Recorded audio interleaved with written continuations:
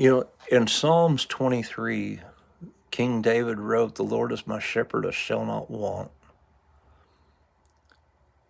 And this goes to what the Apostle Paul wrote, you know, when he's talking about, I've learned in whatever state I am, therewith to be content, to suffer need and to abound,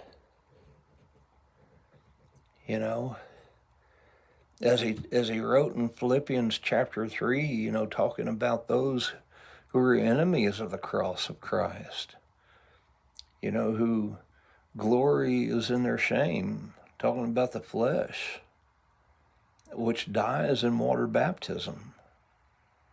That's the faith we live by. Ourselves dead in Christ living in us. We're made new creatures in Him. That's water baptism is where we're born of that incorruptible seed. As Paul said in 1 Corinthians 15:36, the body we sow isn't given life unless it dies.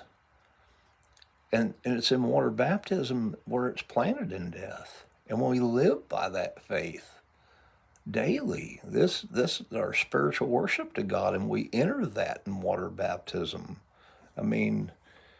And the faith movement is largely responsible for having convinced people that you don't have to be water baptized to be saved. But on the eve of Jesus' crucifixion in John chapter 13, when after he had ate the Passover with his disciples, set his garments to the side, girded himself with a towel to wash their feet. And Peter, who with James and John watched him be transfigured, he says, "You shall never wash my feet." That was a humiliating act.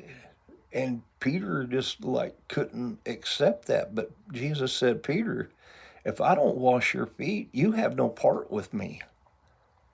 And Peter said, "Well, not only my feet, but my hands and my head."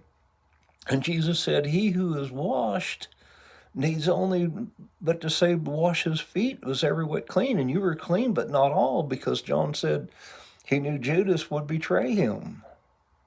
We got to see in John chapter 4, verse 1, it says, when the Pharisees heard that Jesus made and baptized more disciples than John the Baptist, though he baptized not but his own disciples.